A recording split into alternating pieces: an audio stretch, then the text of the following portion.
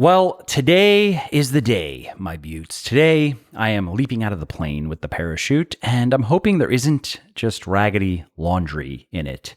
Today, I'm belly flopping into the old watering hole, and I'm hoping that there isn't a pack of piranhas seething under the surface.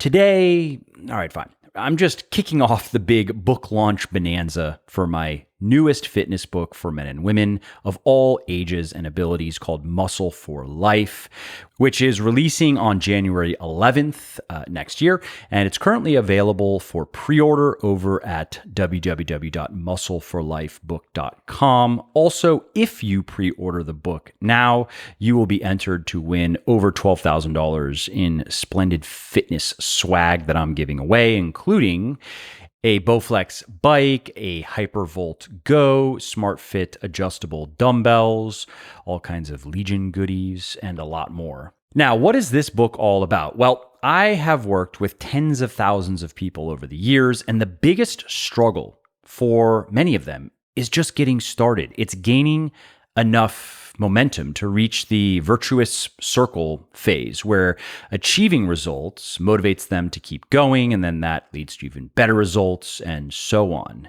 And that's especially true of many people I've heard from over the years who are in their 40s and beyond. They often think it's too late to get into great shape, and it's even harder for them to overcome that inertia and find their stride than younger folk. Well, fortunately, research shows that it's never too late. It's never too late to build muscle, lose fat, and get healthy.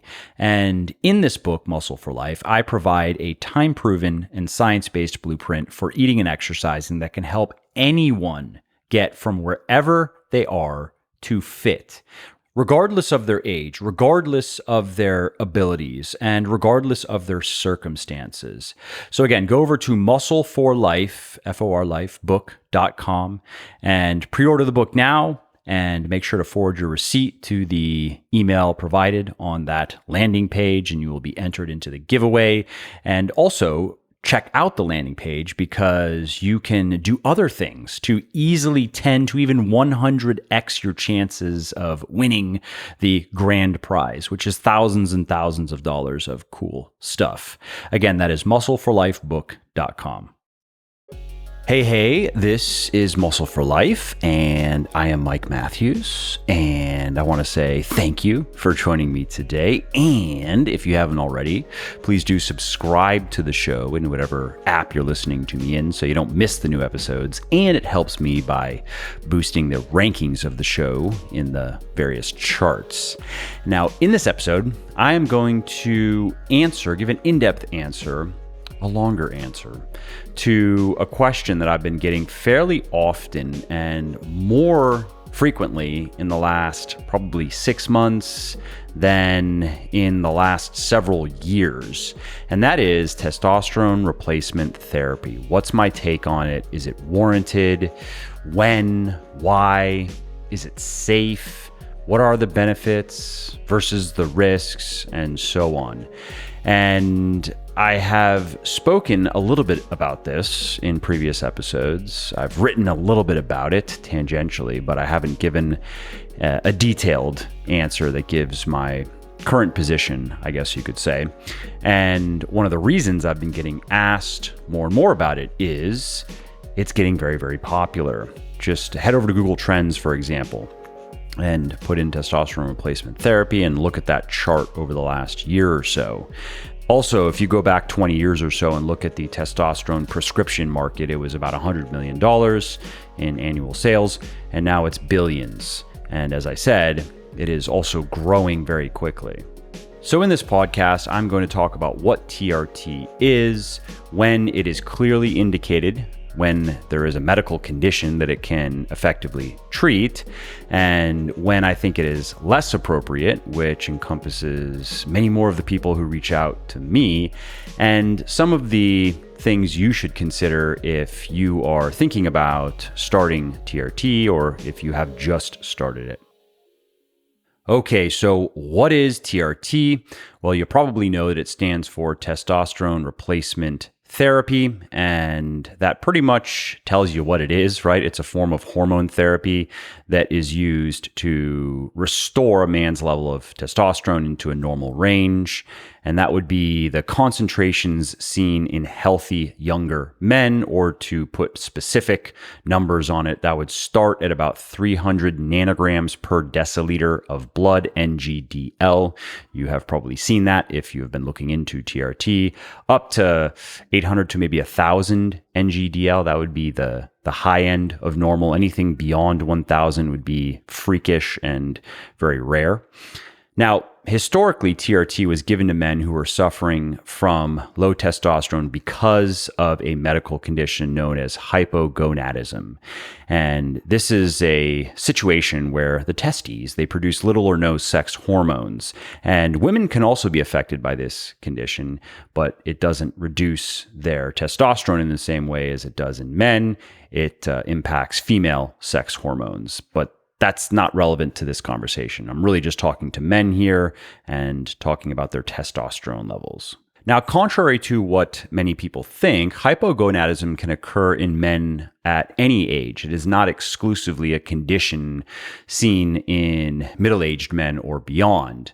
And the main symptoms of it include reduced libido, erectile dysfunction, reduced muscle mass and strength, or difficulty gaining muscle mass and strength, and a lot of difficulty, not just, oh, I'm progressing, I'm getting bigger and stronger, but it's not as quickly as I would like. No, people with hypogonadism make very little progress in the gym. They seem to be a non-responder often. Also, higher body fat levels in general. You'll see that among men with hypogonadism, osteoporosis or low bone mass, depression, fatigue. And if somebody has hypogonadism, then TRT is definitely warranted, because even though it is a chronic condition that may require lifelong treatment, it may mean that they have to take these drugs for the rest of their lives. Research shows that TRT can effectively improve many of the symptoms associated with hypogonadism, and it greatly improves quality of life. As you can imagine, if you could reverse most or all of the side effects that I just mentioned, that changes a dude's life. Now, most of the guys reaching out to me asking about TRT do not have hypogonadism. In recent years, TRT has become a lot more popular among men who don't have this condition, but who just want to fight the gradual decline that is associated with aging, the gradual decline of testosterone. And that generally begins in men in their 30s. And then research shows that it continues at an average rate of about 1.6% per year thereafter. So testosterone levels slowly decline. And this is also often referred to as age-related hypogonadism. And like I mentioned, I think it was in the intro, maybe the beginning of this podcast, testosterone prescription sales have soared. Just 20 years ago, it was a $100 million market, $100 million in annual sales. Now it's a multi-billion-dollar market. Also, research shows that testosterone deficiency is on the rise here in the US. For example, one recent study estimated that nearly 80% of men with obesity, type 2 diabetes, metabolic syndrome, dyslipidemia, arterial hypertension, and or chronic obstructive pulmonary disease also have hypogonadism, also have low testosterone levels. And since 2 out of 3 men in the United States have one or more of those conditions, the overall percentage of men with low testosterone is scandalously high, shockingly high, disgracefully high. Now, a lot of the men who ask me about TRT want to know what exactly it's going to accomplish with their testosterone levels and what the benefits are going to be and what the risks are. If they can just feel younger, if they can have more energy, if they can have more sex drive, more sexual prowess, if they can feel a bit more vital, a bit younger. They hope they can gain muscle faster. They hope they can get stronger faster, stay leaner, easier. And the answer to all of those types of questions is pretty simple. Research shows that if your testosterone is low or reaching the bottom of the range of normal, which again is around 300 nanograms per deciliter of blood, then TRT will likely help you feel more energetic and be better in bed and have more vitality. And it may help you gain muscle and strength a little bit faster. I'm going to talk a little bit more about that in a minute. It is not going to be as dramatic in your body composition as people selling you TRT would have you believe, but it can make a difference. And a good example of this in the research literature is a coordinated set of 7 placebo-controlled double-blind studies that was published in the mid-2010s that looked at 788 men, and these were known as the testosterone trials. And what they found is that TRT can improve overall sexual activity, sexual desire, erectile function. It can increase muscle mass, strength, and power. It can increase self-reported mobility, bone strength. It can help reduce fat mass. These studies also showed that TRT doesn't improve vitality, so it doesn't seem to improve energy levels in most people, at least not to a significant degree. It can have a modest positive effect on mood, so it may alleviate depressive symptoms to a small degree.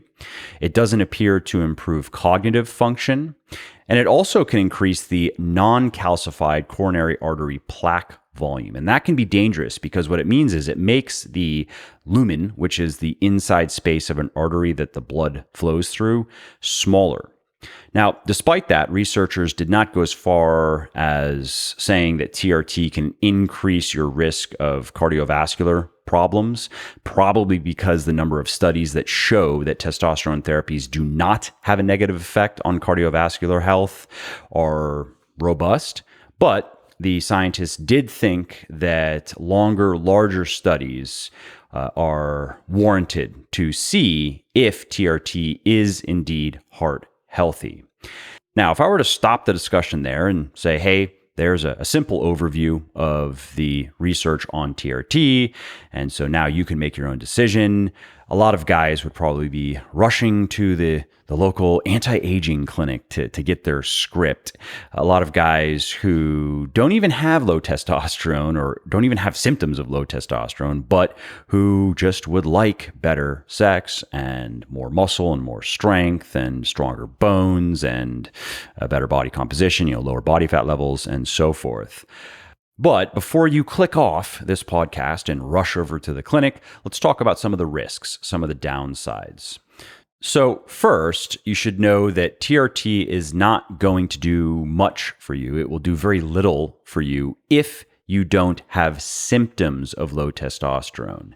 So if you feel healthy, if you generally have high energy levels, if you generally sleep well, if you don't suffer from anxiety, if you are able to make progress in the gym, you don't feel weak, you don't look weak, then the downsides of TRT, which I will get into, are likely going to outweigh the upsides. Because proper TRT protocols brings your testosterone up to a healthy, normal level, usually around 600 nanograms per deciliter, maybe a little bit higher, maybe a little bit lower, but that is usually the sweet spot for most guys. With a proper TRT protocol, you're not even pushing to 800 or 1,000 and certainly not beyond 1,000. Now, when you do go beyond 1,000, especially when you go beyond 1,500 nanograms per deciliter, yeah, great things happen as far as your body composition goes. That, though, is beyond the range of what can be achieved naturally. And that, of course, has bigger and badder side effects. You are now essentially on steroids. And yes, there are many other steroids that people who are into steroids take, but the base of any good steroid cycle is a lot of testosterone. And that's because it works. Now, I mentioned that there are risks associated with TRT. There are risks associated with introducing exogenous hormones into your body, hormones that are not created by your body. You are putting them in your body. And the risks are exaggerated by some people, by TRT haters. But if you objectively review the research, you will see, for example, that TRT can increase the risk of prostate cancer. And there are quite a few studies that refute that. But scientists are still learning about how testosterone replacement therapy and prostate cancer are connected. It is something to be aware of. It might not be an issue, but you can't say that with any certainty yet. Studies also show that TRT can enlarge the prostate. It can increase the risk of male breast cancer. It can cause an abnormally high amount of hemoglobin to be present in the blood, and that can then increase the incidence of vascular problems, including stroke, heart attack, and deep vein thrombosis. And blood clotting is also a possibility. It can increase the risk of blood clotting through the same mechanism, through the increase in hemoglobin in the blood. It can exacerbate sleep apnea. It can lower sperm quality. It can cause skin conditions like acne, redness, and itchiness. And it can cause gynecomastia, or man boobs. And those man boobs can become painful. And all of that is why the FDA's position is the only approved way to get TRT is if you have classic hypogonadism, if you have an actual medical condition, not simply age-related hypogonadism, not the age-associated decline with testosterone. So when you were younger, let's say you had high, normal, healthy levels of testosterone. Now you're older and you don't have low testosterone per se, but it's not as high as it once was. And that, of course, means that you don't feel quite as good as you did, and you maybe don't perform in the bedroom quite as well as you once did. And in the gym, you can't gain muscle and strength as quickly and easily. You can't recover from your workouts as easily as when you were younger, and so forth. And the reason for that, the FDA says, is that the benefit and the safety of TRT has not been established for the treatment of low testosterone due to aging versus, again, the medical condition of hypogonadism that can occur at any age. And the FDA notes that there is evidence that TRT can increase the risk of cardiovascular issues and strokes, which of course you would not want to do as you are getting older, and your risk for those things is probably going up to some degree just by getting older.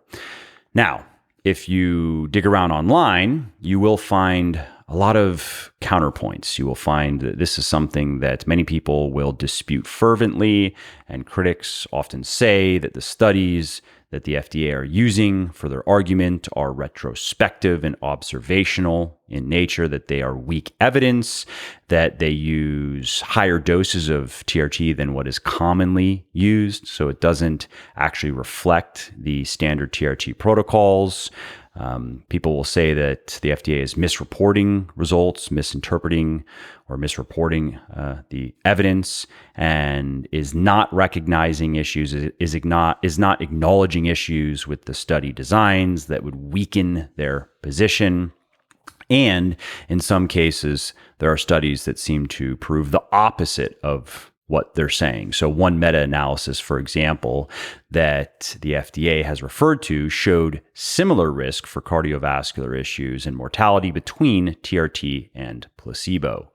What's more, critics of the FDA's position will often point out that having low testosterone is a health condition unto itself, that research shows that if you have low testosterone as a guy, it can increase your mortality, your risk of dying from anything and everything. It can increase your risk of coronary artery disease.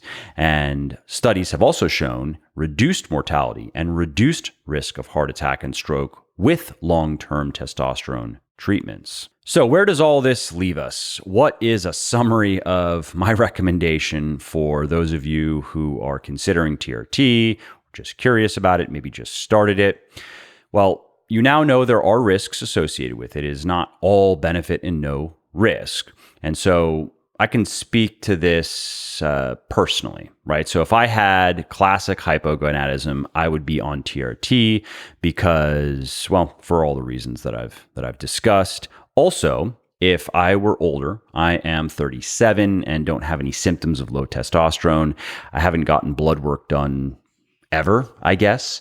If I have, I'm not remembering it because I don't really have a reason to get regular blood work done. People who secretly use steroids get regular blood work done, but I'm not one of those people. So I can't say where my testosterone is at, but I have no symptoms of low testosterone. And that's not surprising given my age and my lifestyle. But if I were 47 or 57 and I was doing everything I could to naturally maintain high testosterone levels, which I will talk about also in a minute, and I still had symptoms of low testosterone, and if I went and got blood work done and found out that, yes, I do indeed have low testosterone levels, if it came back at 300 NGDL or less, then I would get on TRT, because at that point it's a matter of quality of life. It's not about body composition, trying to gain another inch on my biceps. It's my life is going to be a lot more enjoyable. Every waking hour is going to be a lot better at 600 NGDL than 200, for example. So those are really the only two scenarios where I personally would get on TRT. I would not get on TRT if I didn't have low testosterone. If I had symptoms, maybe I probably wouldn't have all of them, but if I had some symptoms that I thought could be from low testosterone, maybe some anxiety, maybe poor sleep, maybe low sex drive, and then I went and got my testosterone levels tested and they came back totally normal, I would look for another cause. I wouldn't just get on drugs. I also would not get on TRT if my testosterone levels were low-ish. They wouldn't be 100, 200, maybe not even 300, but let's say it's 400, 350, maybe 450. So not great, not terrible, but I had no symptoms of low testosterone. It's very important that you also consult symptoms, because 400 might work just fine. In one guy, he has no symptoms whatsoever, feels good, good sex, good workouts, and 400 in another guy might cause symptoms of low testosterone. In that range of 300 to 400, you'll see that. You will usually not see that if you go higher, if you're looking at 500, 600 plus. But there are plenty of guys out there who are in the 400s and who feel totally fine. And I think it is, if it were me, I would not get on TRT if I were that guy. If I had no symptoms and it came back at 400, and even if my doctor was saying, hey, this is close to low, you could get on and you're going to feel better, I wouldn't do it. I also would not get on TRT if I have low-ish testosterone and my only symptoms, so again, let's say it's 300 to 400, my only symptoms were lower energy levels and poor mood. And I guess I'd throw depression in there as well, because again, research shows that TRT is probably not going to help much with those things. And therefore the downsides are probably going to outweigh the upsides. That is not always the case. There are always outliers. There are always exceptions to that rule. There are some people who notice dramatic improvements in energy levels and mood and less depression and anxiety. But in a couple of cases I'm thinking of, those are not TRT cases. Those are supraphysiological cases. Those are going from, call it 300-400 NGDL to 2000 plus NGDL. Yeah, that's going to make you feel like a Superman. But again, take all of the risks that I have discussed in this podcast, magnify them, add some more into the mix. That's what the supraphysiological use of testosterone, that's what that looks like.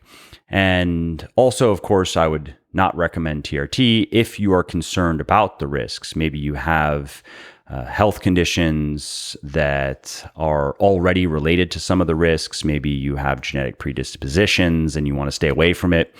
Then that would also make sense to me. Like, for example, if you have a history of cardiovascular problems, might not want to get on TRT unless you absolutely have to.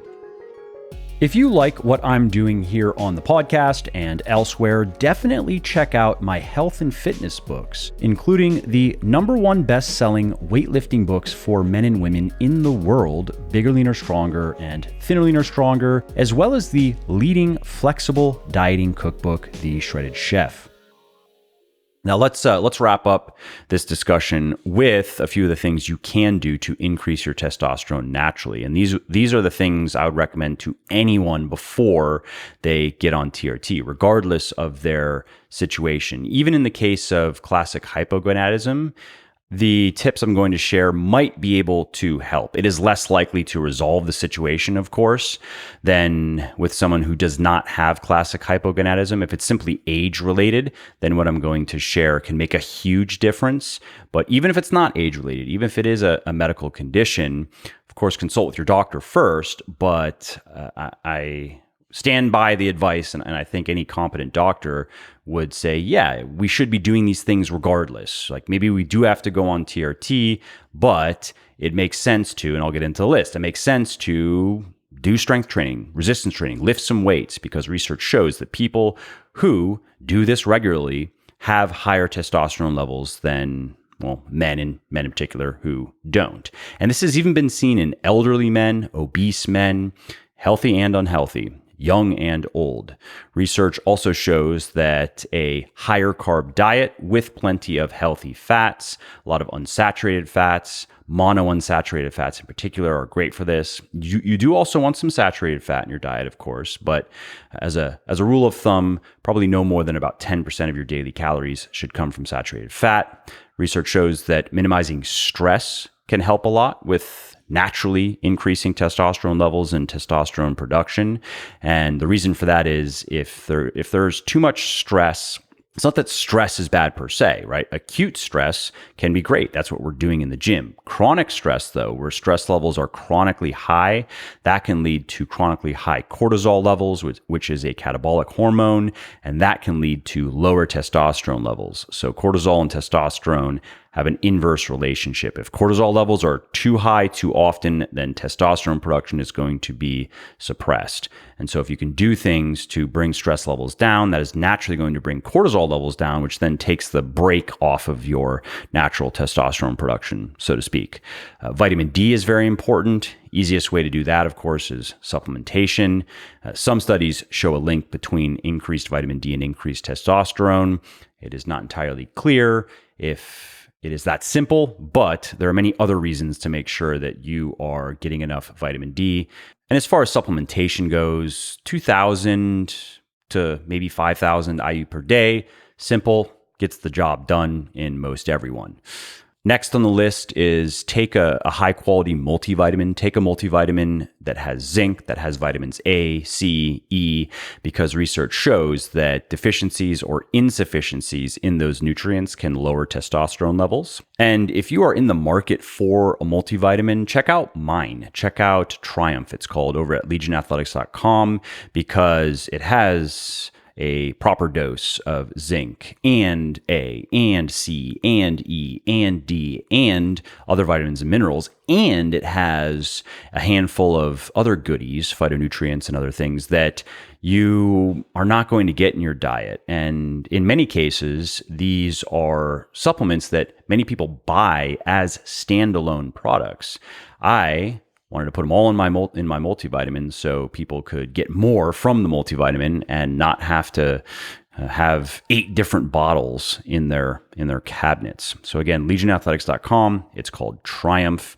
And last, but certainly not least, I probably should have said this one first, actually, get enough sleep. Get plenty of sleep. Because sleep deficiency, consistently not getting enough sleep, depresses testosterone levels and messes with basically everything. Every important part of our physiology requires enough sleep.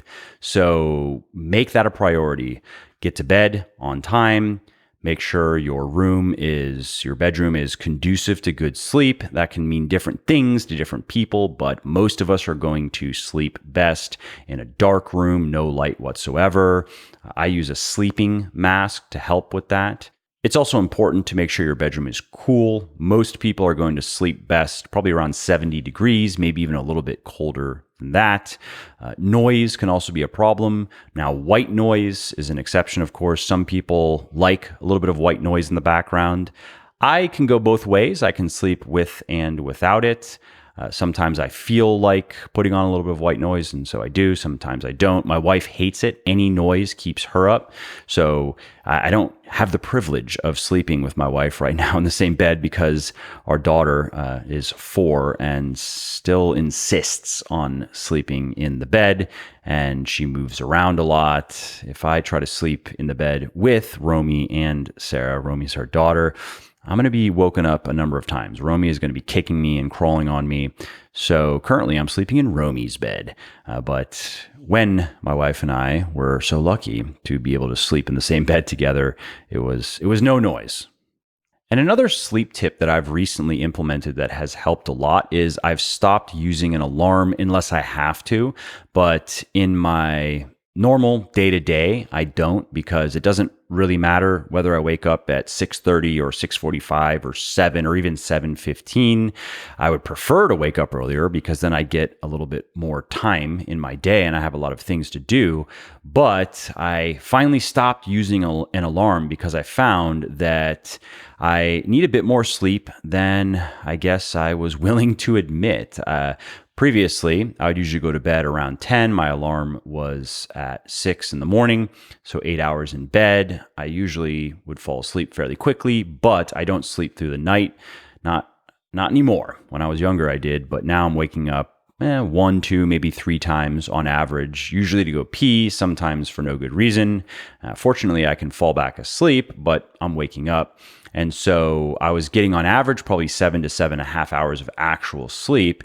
And I stopped using an alarm, and I found that, and I have a Whoop tracker that they sent me. So that's what I've been using to track my sleep. And I've found that without an alarm, I am sleeping about 8 hours. Sometimes I will sleep longer than that naturally. And now I am remembering what it's like to feel fully rested on a regular basis. Again, when I was younger, it was different. I would go to bed 11:30, 11:45. I'd usually be working at night straight up until getting ready for bed.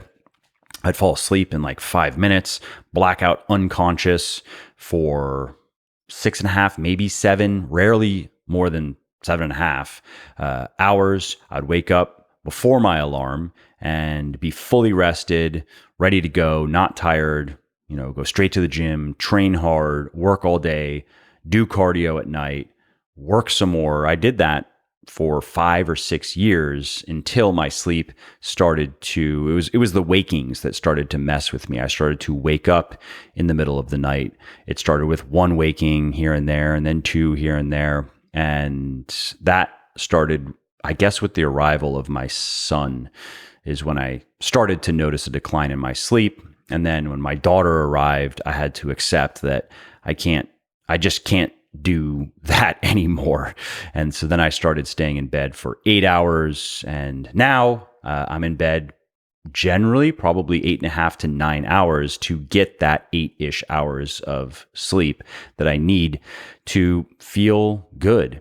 And so if you are currently struggling with your sleep, particularly with wakings, if you're struggling to consistently get enough sleep, and if you can not use an alarm, if you can just wake up between, whatever it is, 7 and 7:30 or even 7 and 8, and it's not going to cause you problems, then I would recommend doing it. And if you do need to be up by a certain time, then maybe if you can start going to bed a little bit earlier.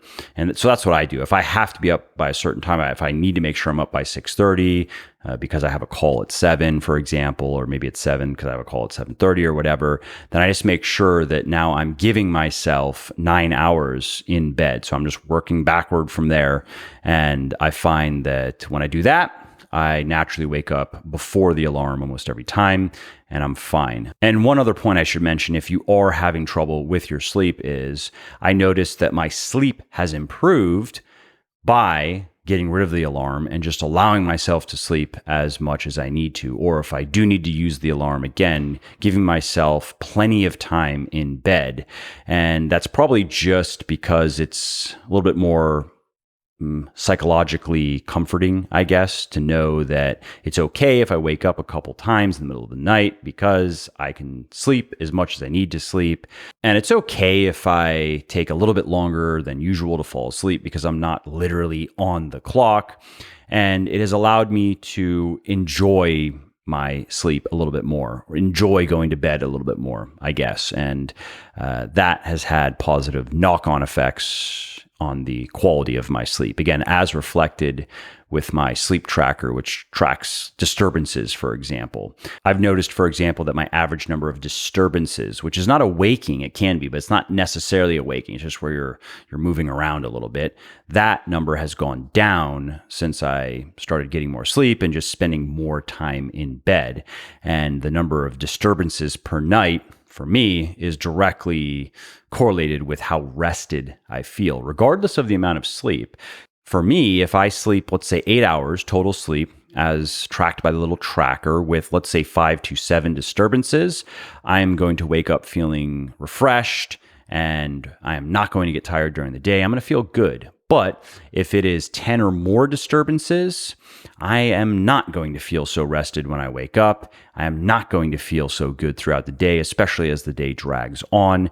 And if it's 15 or more, which happens rarely, I'd say on average, I'm probably around 7, and nobody is 0, by the way. There's nothing wrong with disturbances. It's normal, but there is a problem if it is excessive. And every so often, I will have the bad night of 15 disturbances, and that's not a fun day. By 11 a.m., I am more tired than I was at 10 p.m. when I'm going to bed the night before. And what I do for that, by the way, which I'd recommend, is I just take a nap, a 30 or 45-minute nap. I set a timer. It usually allows me to fall into light sleep for maybe 20, 25 minutes. And that then helps me sometimes feel better for the rest of the day, all the way into the evening. Minimally, it's usually around 12 or so that I'll take a nap if I need to. Every couple of weeks, I'll have one of these freak white nights, and then I will take a nap around noon.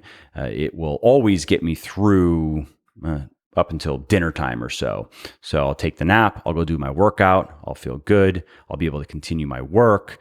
And in the afternoons, I usually have calls, I usually have interviews. I like to schedule my days that way. And if I am not rested and it's 3 p.m. and I have a podcast interview, I'm going to struggle. I'm going to have to use every ounce of my mental machinery to speak good. So the nap makes that a lot better and therefore more enjoyable. Well, I hope you liked this episode. I hope you found it helpful. And if you did, subscribe to the show because it makes sure that you don't miss new episodes. And it also helps me because it increases the rankings of the show a little bit, which of course then makes it a little bit more easily found by other people who may like it just as much as you. And if you didn't like something about this episode or about the show in general, or if you have ideas or suggestions or just feedback to share, shoot me an email, mike@muscleforlife.com, muscleforlife.com, and let me know what I could do better, or just what your thoughts are about maybe what you'd like to see me do in the future. I read everything myself. I'm always looking for new ideas and constructive feedback. So thanks again for listening to this episode, and I hope to hear from you soon.